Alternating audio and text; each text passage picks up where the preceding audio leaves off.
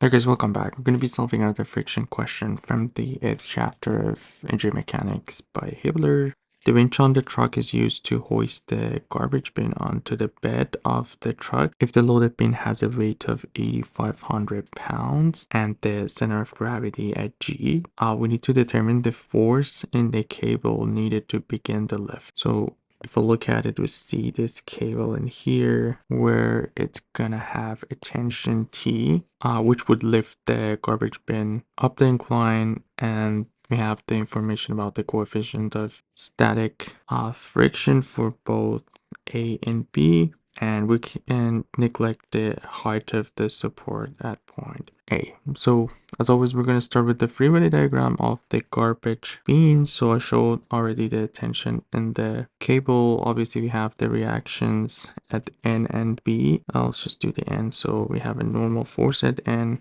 because the box is, or the garbage bin is moving to the right. So the friction is going to be in the opposite of that. We call it FA. And we're going to have the normal force at A, which will be perpendicular in this direction to this. So NB, and another friction here, because again it's going to go up, the friction has to be in the opposite direction, FB. And we have the weight that is applying at G, 8,500 pounds. And we also have the information about the angles. This is 30 degrees, and if that one's 30 degrees, this will be also 30 degrees, and here also we're gonna have 30 degrees. So we can start with our equilibrium equations, and let's just call our x and y here. And if we start with the moment equation, we can get rid of almost all the unknowns except NA. So we do the moment about point B, counterclockwise positive, our sign convention. So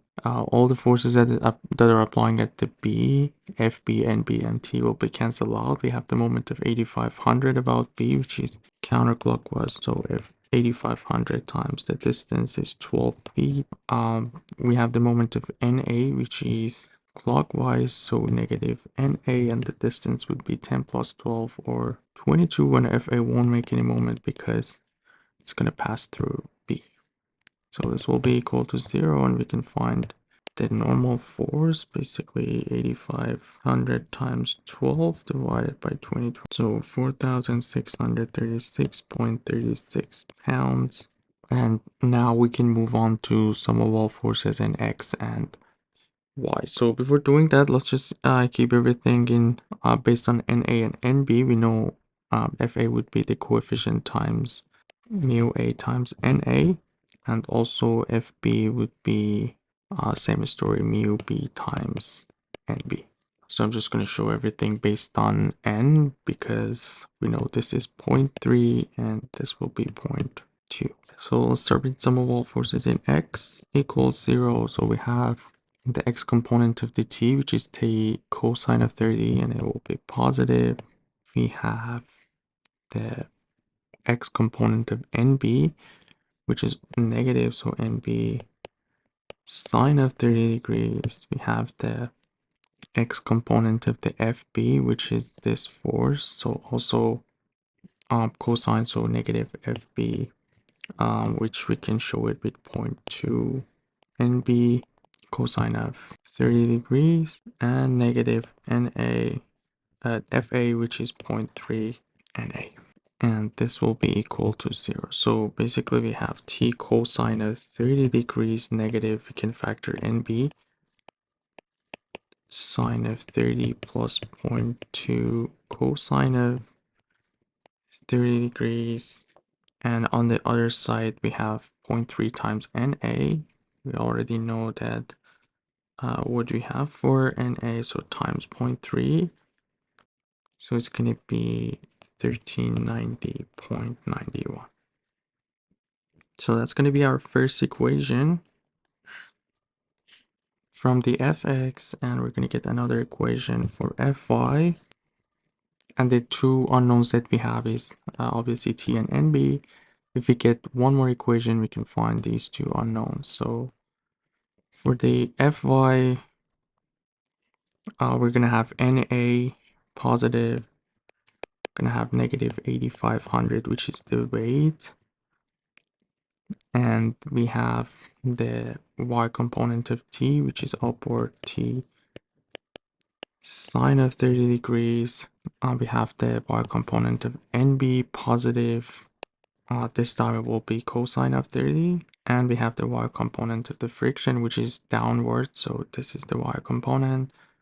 So negative 0.2 nb times sine of 30 degrees. And this will be closer. So this is going to give us another equation. We have t sine of 30 degrees. Again, we can factor nb cosine of 30 degrees negative 0.2 sine of 30 degrees. And on the other side, we have na, which was 36.364 negative 8500, which it goes in the other side of the equation, so it will be positive 3863.636. So that's going to be our second equation, and the rest of this will be just solving this equation. We can find the coefficient for t and nb, same in the other one, and just try to get rid of the coefficient for one of them. And if we do that, we're going to get the tension in the cable 3,666.5 pounds, and the normal force for B will be 2650.6 pounds. So yeah, we needed to find the tension in the cable, and yeah, the final answer for this question would be this. Hope everything's clear. Let me know if you guys have any questions. You guys take care. I'll see you in the next video. Have a good one.